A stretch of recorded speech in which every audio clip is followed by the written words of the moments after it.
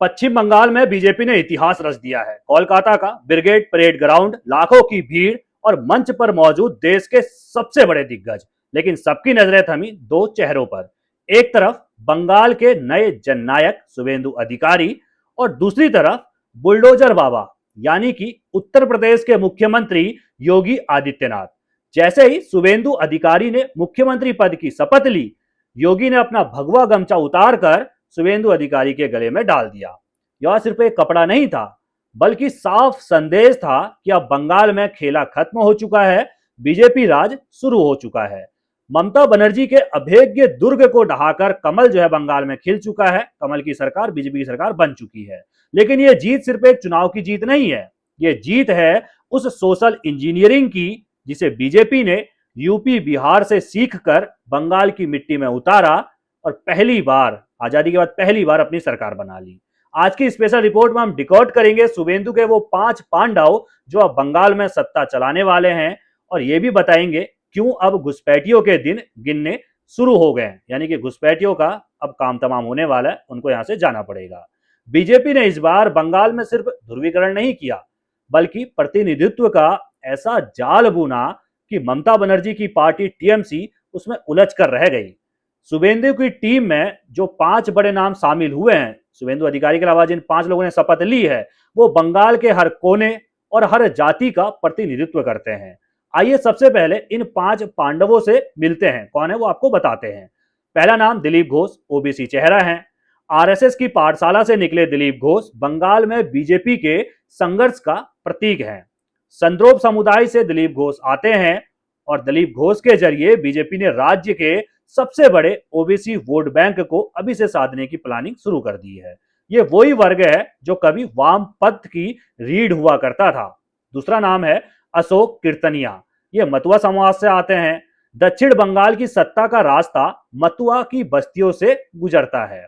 CAA का वादा और अशोक कीर्तनिया को कैबिनेट में जगह बीजेपी ने साफ कर दिया कि मतुआ अब सिर्फ वोट बैंक बनकर नहीं रहने वाला है, सत्ता में बराबर का हिस्सेदार जो है वो मतुआ समुदाय है। ये बीजेपी ने स्पष्ट संदेश दिया है। तीसरा जो नाम है वो है नीतीश परमाणिक। ये है राजवंशी चेहरा। उत्तर बंगाल को हमेशा लगता था कि कोलकाता उनकी उपेक्षा करता है।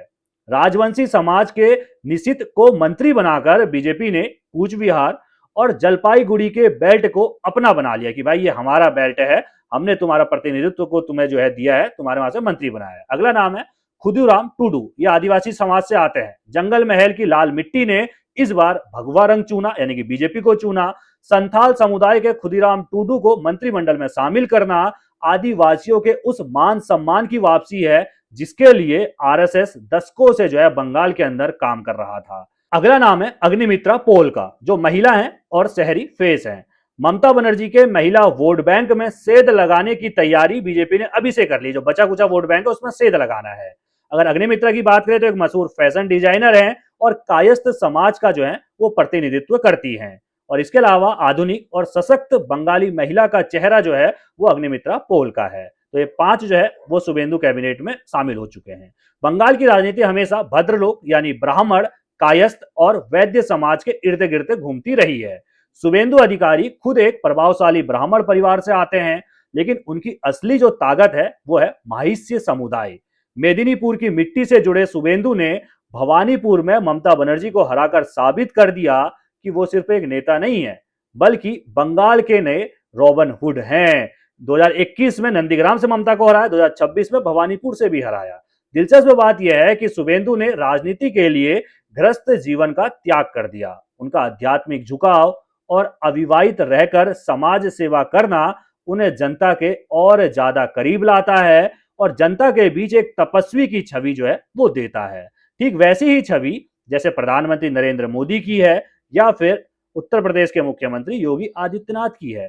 सरकार बनते ही सोशल मीडिया पर कई सारे वीडियो भी वायरल होने लगे हैं। दावा किया गया कि रोहिंग्या और जो अवैध तौर पर रह रहे घुसपैठिए थे वो बंगाल छोड़कर भाग रहे हैं। ये जो है वीडियो वायरल करके सोशल मीडिया पर खबरें चल रही है। हालांकि फैक्ट चेक में पता चला कि कई वीडियो पुराने हैं या फिर बांग्लादेश के हैं। लेकिन एक बात आपको याद करनी होगी, ऐसा कहा जाता है कि धुआं वहीं उठता है जहां आग लगी हो। भले ही वीडियो अभी के ना हो, लेकिन बीजेपी का एजेंडा तो बिल्कुल साफ है। चुनाव प्रचार के दौरान अमित शाह से लेकर शुभेंदु अधिकारी, योगी आदित्यनाथ, हेमंत बिस्वा शर्मा, बीजेपी के तमाम नेताओं ने कहा था, वादा किया था कि घुसपैठियों का हिसाब जरूर होगा। सीएए लागू होना और अब एक मजबूत राष्ट्रवादी सरकार का आना उन लोगों के लिए खतरे की घंटी है जो अवैध तरीके से सीमा पार कर बंगाल की जनसांख्यिकी यानी कि डेमोग्राफिक बदल रहे थे। अब कागज तो दिखाने पड़ेंगे वाला मंत्र जमीन पर उतरने वाला है, यानी कि आपको कागज दिखाने पड़ेंगे, यहां रहना है तो यहां के हो तो कागज दिखाओ। वैसे योगी आदित्यनाथ का शुभेंदु अधिकारी को अपना भगवा गमछा पहनाना महज एक शिष्टाचार नहीं था, यह बंगाल के यूपी मॉडल पर चलने का संकेत भी था कि बंगाल भी अब यूपी मॉडल पर चलने वाला है।